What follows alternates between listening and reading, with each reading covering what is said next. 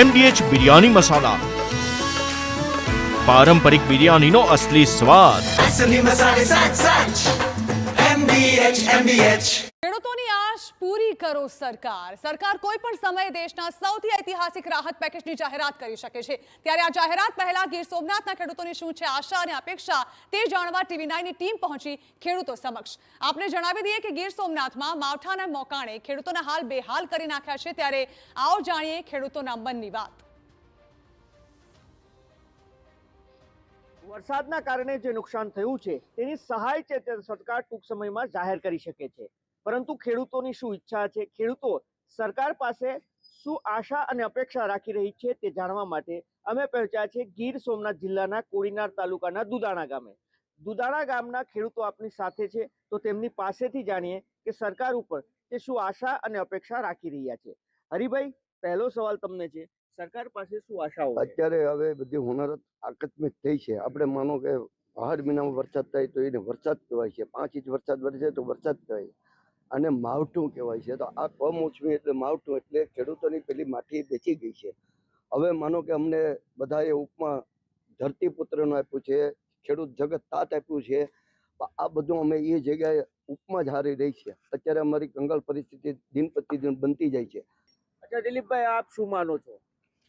પણ અમે તો એમ માનીએ કે ભાઈ સરકાર છે આવી કુદરતી આફતો વારંવાર આવ્યા કરે, ક્લાઇમેટ ચેન્જ, ગ્લોબલ વોર્મિંગને કારણે વરસમાં ધરતીકંપો આવે, વાવાઝોડા આવે, વરસાદ આવે, તો વારંવાર સરકાર આપણે મદદ કરે તો એ કાયમી ઉપાય નથી। અમારી માગણી તો એવી છે કે ખેડૂતોને ટેકાનો ભાવ છે એનો કાનૂન બનાવી નાખે કે જ્યારે પણ કોઈ પણ ફસલ કે ખેડૂતનો પાક યાર્ડમાં જાય તો ટેકાના ભાવથી નીચે ખરીદી થવી જોઈએ નહીં। અત્યારે સરકારશ્રી છે એ અમને થોડીક રાહત આપે, બરાબર છે કે ભાઈ નાના ખેડૂતો મોટા ખેડૂતો બધાને સરેઆમ નિષ્ફળ ગયું છે, એનાથી થોડીક એને મલમપટ્ટી થાય, કાયમી ઉકેલ નથી। કાયમી ઉકેલ છે એ ટેકાના ભાવે યાર્ડમાં કાનૂન બનાવો કે ટેકાના ભાવથી નીચે ખરીદી જ ન થવી જોઈએ। અને આ મફતિયા વૃત્તિમાં અને મફતિયા વૃત્તિમાં દેશ એકદી કંગાળ થાય, એના કરતા એને રોજગાર આપો, કામ આપો અને ખેડૂતોને સારા દામ આપો। આ અમારી માગણી, મારી એકલાની મંતવ્ય છે। રઘુભાઈ, આપ શું માનો છો? મારી દ્રષ્ટિએ જે કમોસમી વરસાદના કારણે ઘણું બધું ખેડૂતોને નુકસાન થયું છે, કારણ કે જે વાવેતર કર્યું છે એ સંપૂર્ણ નાશ પામ્યો છે।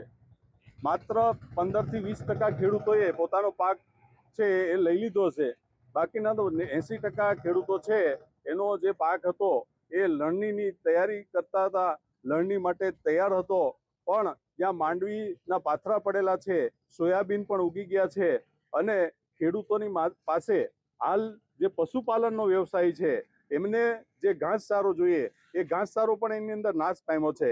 અને સરકારે એવી જાહેરાત કરી છે કે ભાઈ ઘાસચારા માટે સરકાર તમને ઘાસ આપશે, પણ મારી દ્રષ્ટિએ એમ કહ્યું કે ભાઈ 3.5 લાખ ઘાસડી આવી છે અને એમની સામે 5 લાખ ફોર્મ ભરાણા છે।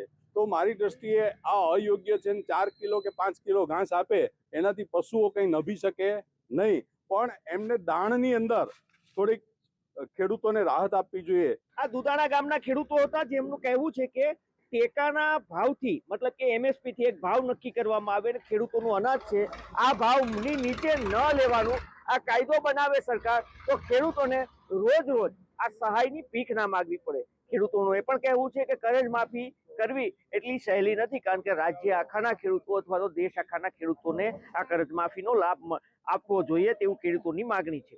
જો કે આ તમામ મુદ્દાઓ છે જે દુદાણા ગામના ખેડૂતો છે જે સરકાર પાસે આશા અને અપેક્ષા રાખી રહ્યા છે। Dilip Mori, TV9 Gir Somnath. MDH kitchen king masala રસોડામાં હોય તો આપણે કંઈ પણ બનાવી શકીએ છીએ। રીંગણાનો ઓળો, બટેટા ફુલાવર, ભીંડી મસાલા અને બીજું ઘણું બધું। MDH